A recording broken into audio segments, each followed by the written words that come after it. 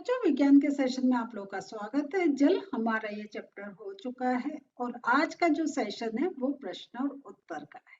तो आपकी बुक के पीछे जितने प्रश्न हैं उनके उत्तर हम आज के सेशन में ले रहे हैं। हमारा आज का पहला प्रश्न है जिसमें हमें रिक्त स्थानों की पूर्ति करनी है। तो जरा बताइए क्या आएगा पहले रिक्त स्थान में। जल को वाष्प में परिवर्तन करने के प्रक्रम को, ये तो आपको याद हो गया होगा, वाष्पन कहते हैं।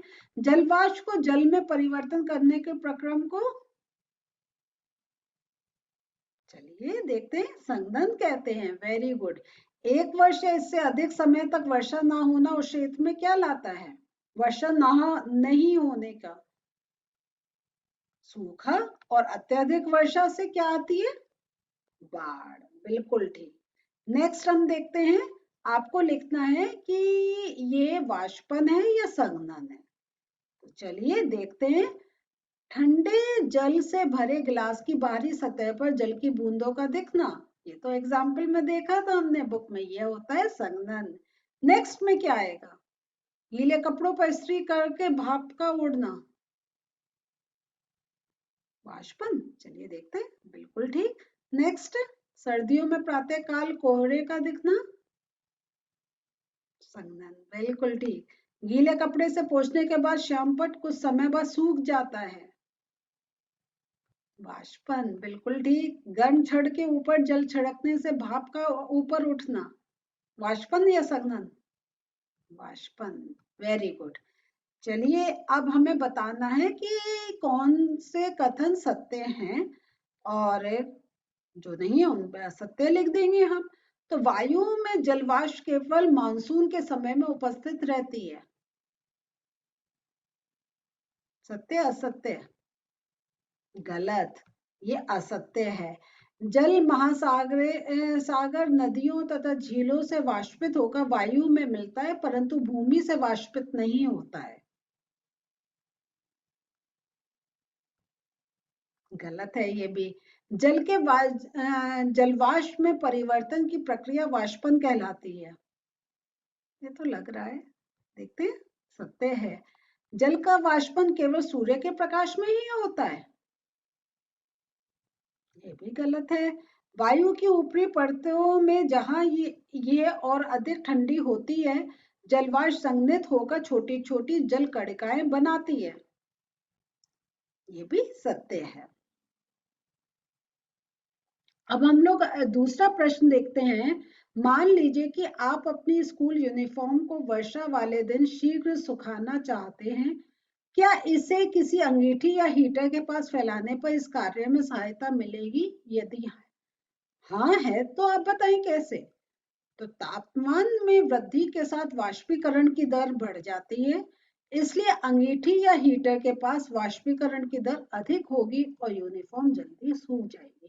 और ये आपने करा भी जरूर होगा, जब लेट होते हैं, सूखता नहीं है तो हम प्रेस करते हैं, अंगीठी के पास लेके जाते हैं, गैस के पास लेके जाते हैं कि हमारी वो चीज सूख जाए। एक जल की ठंडी बोतल आपके फ्रिज से निकालिए और इसे मेज पर रखिए। कुछ समय पश्चात आप इसके चारों ओर जल की छोटी छोटी बूंदें देखेंगे, कारण बताइए। तो हमारा ये संघनन की प्रक्रिया हो रही है कि ये हवा में मौजूद जल वाष्प के संघनन के कारण होता है। हवा में पानी जलवाष्प के रूप में उपस्थित होता है। जब ये ठंडे पानी की बोतल के संपर्क में आता है तो ये क्या होगा? ये संघनित हो जाएगा और फिर वो जो वाष्प है वो किसमें परिवर्तित हो जाएगी? पानी की बूंदों में परिवर्तित हो जाएगी। तो ये जो हमारा संघनन का जो ये एक प्रोसेस है, इसको आप ध्यान में रखिए कि ये हमारा जो जल वाष्प है, जब उसको एक ठंडा सरफेस मिलता है तो वो वापस छोटे छोटे जल के बूंदों के रूप में आ जाता है। चश्मों के लेंस साफ करने के लिए लोग उस पर फूंक मारते हैं तो लेंस भीग जाते हैं। लेंस क्यों भीग जाते हैं? क्या होता है जब हम फूंक मारते हैं तो जो नम हवा ऊर्जा और कार्बन डाइऑक्साइड के साथ बाहर आती है और ये नम हवा लेंस पर संघनित होकर उसे भिगो देती है। देखिए सिंपल एक प्रोसेस है, लेकिन इसमें भी हमने साइंटिफिक रीजन ढूंढ लिया कि कैसे जो हमारी एक नम हवा जो हमारे मुंह से निकल रही है, वो बाहर निकलने से उसमें एक संघनित होने की क्रिया हो रही है, संघनन की क्रिया हो रही है, और वो जो हवा है वो छोटे छोटे बूंद में चेंज हो जाती है। तो यहाँ आपको ये छोटे छोटे से हमारे कार्य जो हम लोग अपने रोज रूटीन में बड़े आराम से कर लेते हैं, लेकिन जैसा मैं कहती हूँ कि हर चीज का एक साइंटिफिक रीजन होता है, यहाँ पे भी आपको एक वैज्ञानिक रीजन पता चल गया। बादल कैसे बनते हैं? पानी की सभी खुली सतहों से वाष्पीकरण होता है, जिससे जलवाष्प गर्म होने के कारण लगातार हवा के ऊपर उठते रहते हैं।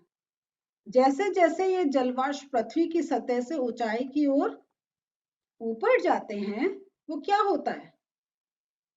वो ठंडे होने लग जाते हैं। बिल्कुल ठीक। अब जो पर्याप्त ऊंचाई पर हवा इतनी ठंडी हो जाती है कि उसमें मौजूद जलवाष्प पानी की छोटी छोटी बूंदों में बदल जाते हैं, और ये जो छोटी छोटी बूंदें हैं जो हवा में तैरती रहती हैं, बादलों के रूप में हमें दिखाई देती हैं।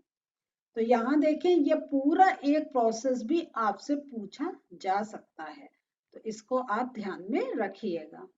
सूखा कब पड़ता है?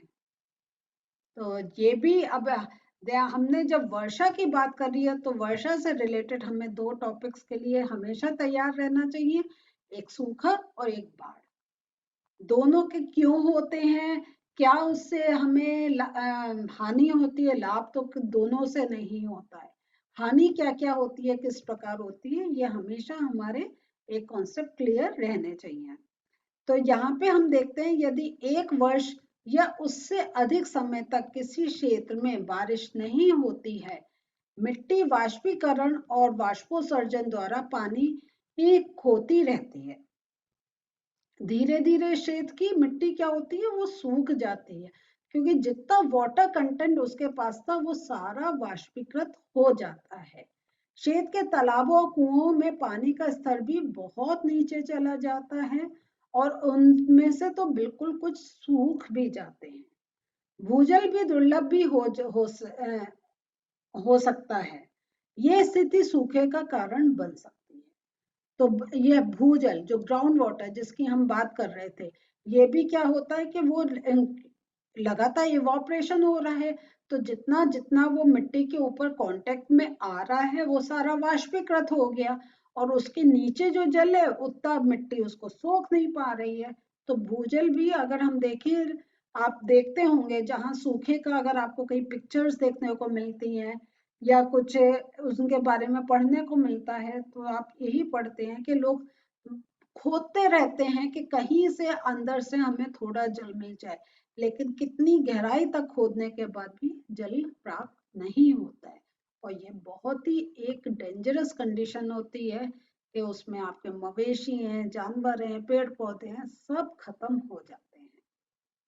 तो बच्चों, आज हम लोगों ने जल के अब एक चैप्टर पूरा कंप्लीट कर लिया है, प्रश्न और उत्तर भी हैं, और हमने कुछ जब चैप्टर एंड कर रहा था लास्ट टॉपिक में रेन वाटर हार्वेस्टिंग के बारे में भी पढ़ा, और अभी जो हमारे पास प्रश्न थे उन्होंने भी एक हमें सोचने पे मजबूर कर दिया है कि ये जल हमारे लिए कितना एक उपयोगी है, लेकिन और जल है भी बहुत अधिक मात्रा में, लेकिन उसको अगर हमने ठीक से यूज नहीं करा तो हमें नुकसान हो सकता है।